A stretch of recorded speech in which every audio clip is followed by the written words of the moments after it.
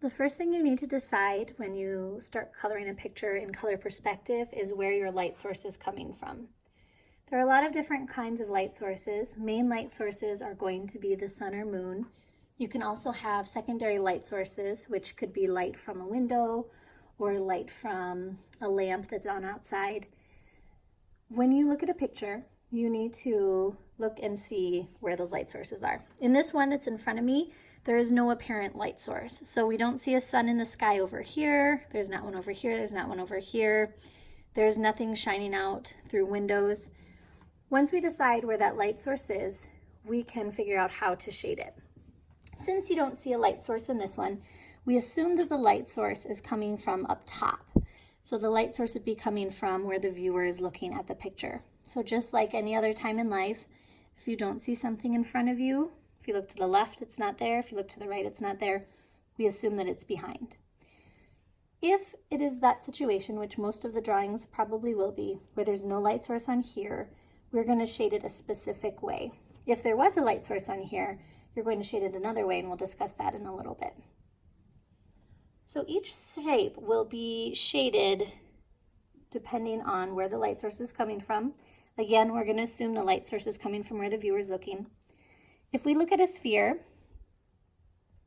the area that is going to be closest to the light is going to be the center right here. And then the light will change to dark when it goes off to the side. It's a little bit hard to see on the camera, but it gives you a pretty decent idea. So instead of having just light in the center and then dark along the outside, we need to make it a gradual change. So we're going to have light here and then slowly get darker as it goes off to the side. So to practice that, I'm going to get a piece of paper. And on that paper, I want you to draw a circle. Okay, right now it's a circle, but we want to make it a sphere. And when we do that, we're going to use the shading technique that we worked on a little bit earlier. So we're going to go from dark to light. Since we're doing it in the circle, we need to do it in a smaller area. So to make this look like a sphere, instead of just a circle, we're going to start on the edge, and we're going to shade it dark. And our goal is to get light by the time we get to the middle.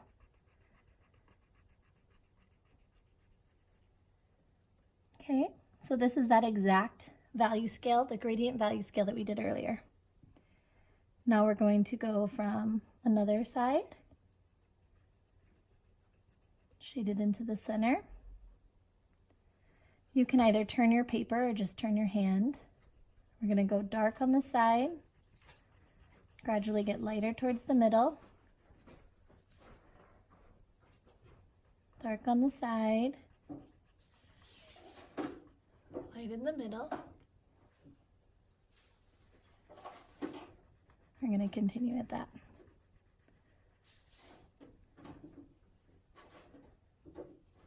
If your circle's not perfect, that's totally fine. Mine's not either.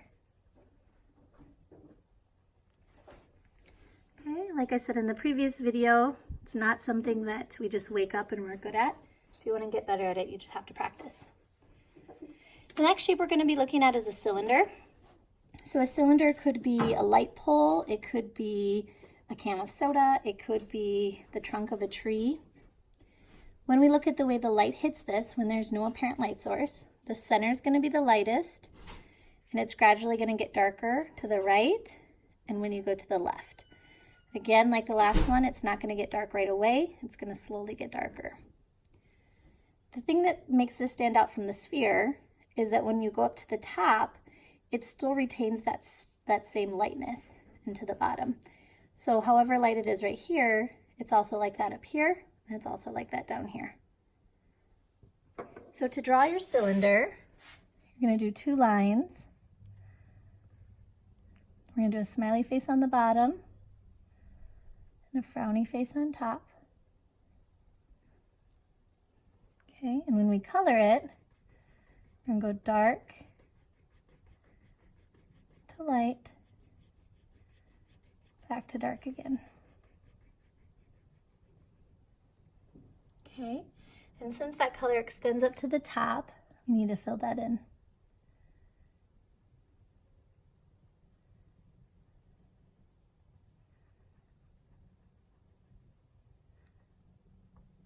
and then the bottom.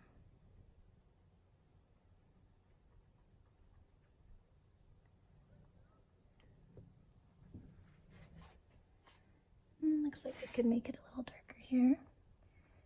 The glare on the camera is kind of hitting that strange, so it looks a little uneven. All right, so the last shape we're going to look at is a cube. So if you're doing 1-point perspective, you're going to see the flat side right here, and then you're going to see the side go off into the distance. If you're doing 2-point perspective, we're going to see the center here, and it goes from light to dark and light to dark. But right now we're going to focus on 1-point perspective, so we need to draw a cube. So I'm going to start with a square, and then do 3 diagonal lines. And then I'm going to go across and down. Okay, so the way that the light hits this is it hits it evenly on the whole front side. The reason for that is because there's no curves back or anything to disrupt that light hitting that surface. So the front is going to be pretty light.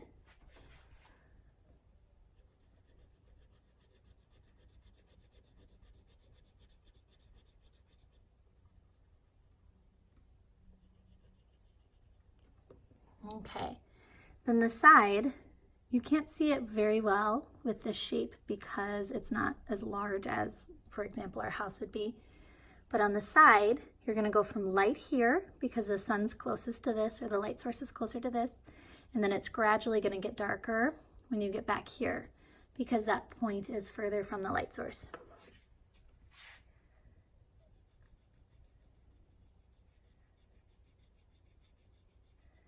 For me, it's easier, more natural to go start with the dark and then lighten up. Some people start with the light and go to the dark, though. That's fine.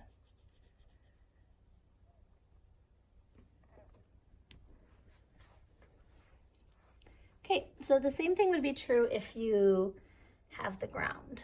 So I'm going to put a line for the horizon line. And since the sun is back here, this part's going to be lightest, and it's slowly going to get dark up to here. I'm not going to do this all the way. I'm just going to show you a little bit.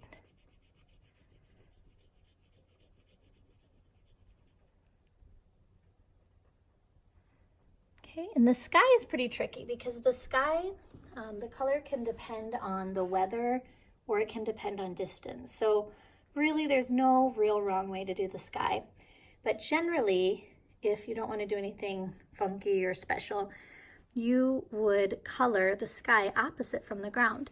So it'd be darker on the vanishing point, or excuse me, on the horizon line, and then it would get lighter as we go up. So the reason that would be opposite is because when we look at the sky, it kind of tricks our eye a little bit.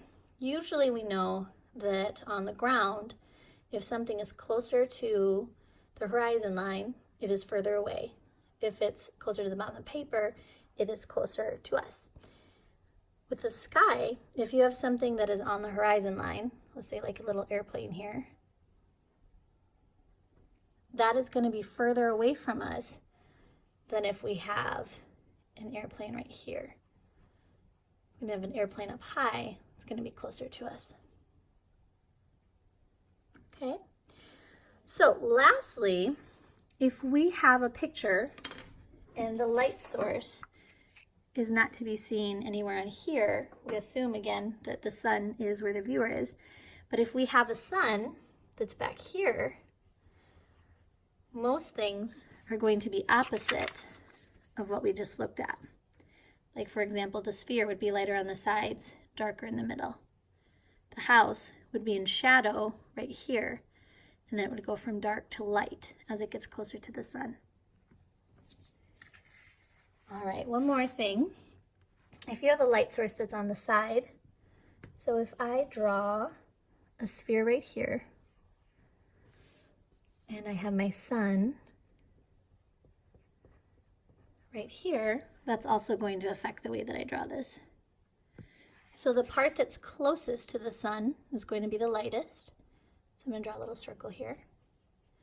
And then the area that's further from the sun is going to be the darkest. So I'm going to do the same thing I did previously. Go from dark and gradually get lighter. I'm going to go dark right here. Again, the goal is to get lighter in that area. And then dark right here and get lighter up there. So in this situation, there is one thing that we're missing. We're missing the shadow. The reason we don't see the shadow in these three is because the shadow is hiding behind the objects.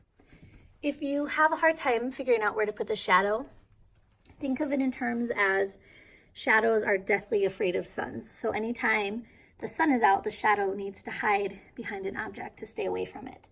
So if the sun was shining down directly from here, the shadows would be hiding behind those three objects. If the sun's over here, the shadow is going to hide on the other side of the sphere.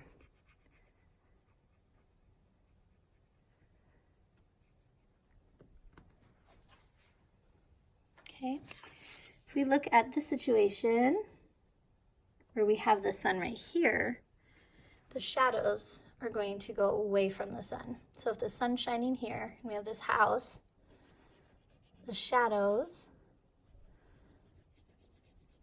would be down here. The lower the sun is in the sky, the longer the shadow is. This one would also have shadow.